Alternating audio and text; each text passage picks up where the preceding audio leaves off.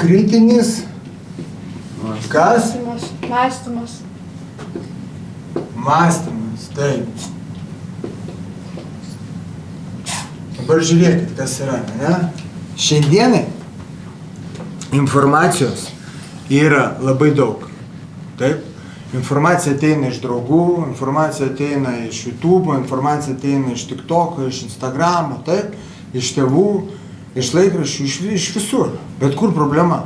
Kad ne visa informacija yra teisinga. Aš netgi atvirkščiai pasakyčiau, dauguma informacijos yra neteisinga. Tai yra kažkieno nuomonė, arba tai yra dar blogiau, pasiskolinta nuomonė.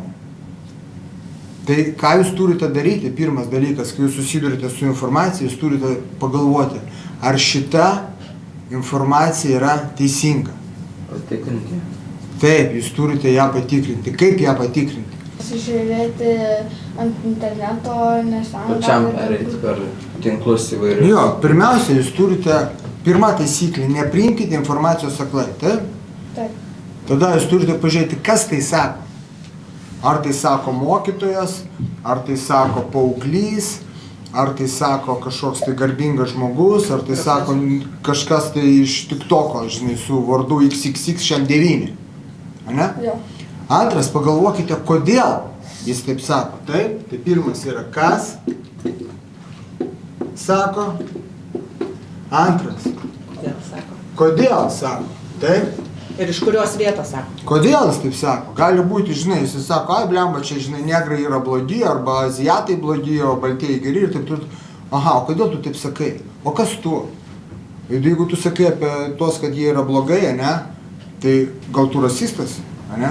Gal tu homofobas, gal tu dar kažkoks tai, taip? Tai tu turi visą laiką žiūrėti interesą, kas tas žmogus, kuris taip sako, gal jisai tiesiog gina savo nuomonę, bet tai nereiškia, kad kai jisai gina savo nuomonę, kad jo nuomonė yra teisinga, supranti? Toliau, iš kur jis žino, ne? Jo. Iš kur jis žino? Vat atėjo kažkas ir pasakė, va, žiūrėk, čia, žinai, dabar kariauja Iranas su Amerika, vienu žodžiu, situacija yra tokia ir tokia, bus taip ir taip. Iš kur tu žinai? Draugo. Draugo, iš kur draugas žino? Ir kokių žinių reikia, kad sužino tokį dalyką?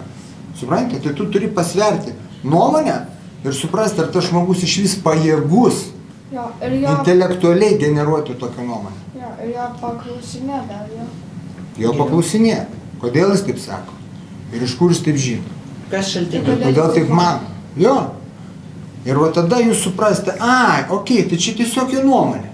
Fine, kiekvieną nuomonę reikia gerbti, ne? Jo.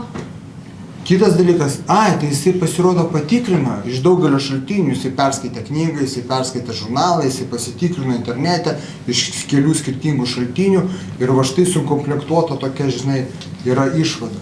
Okei, tai čia visai kita kokybė turinio, visai kita kokybė, supratom? Aš trauksiu kaip labai paprastą vieną pavyzdį, kad jums būtų aiškiau cukrus.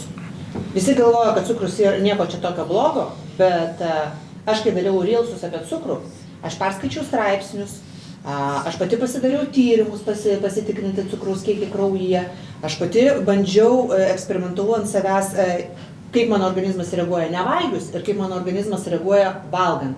Aš nešiojau tą cukraus, kaip jisai, daviklį ant savęs. Tai mano surinkta visa informacija buvo ne tik per mano patirtį, bet ir per straipsnius, per gydytojus, ir tada aš susiformavau nuomonę, kurią aš pasidalinu su jumis, taip? Ir su kitais. Tai va čia yra kritinis mąstymas.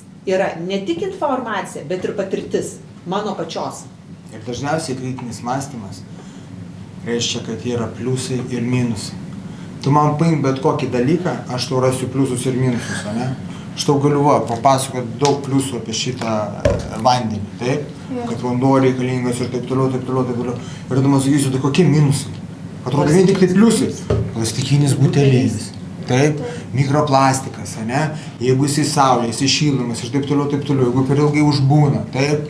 Tarša, o Jėzus, aš galėčiau dar privardinti daug minusų. Bet čia yra kritinis mąstymas, okei? Tai ką aš noriu pasakyti, kad jeigu tu netikrini informacijos, tai tu tampi lengvai valdomas. Va, aš pasakiau Markai, žiūrėk, ten yra taip ir taip, jis patikėjo, nuėjo viskas. Tas draugas durnas, Bet jeigu tu su juo nebūk. Bet jeigu tu mąstai pats, tu tampi pavojingas, ane? Nu, tu tampi ginklų, tai reiškia, okei, šitam aš jau negaliu bet ko pasakyti, aš turiu gerai pagalvoti, ką aš jam pasakysiu. Supratai? Taip. kiekvieną kartą, kai išgirstat va, kažkokią tai informaciją, ne, jūs paklausite, ar tai tiesa,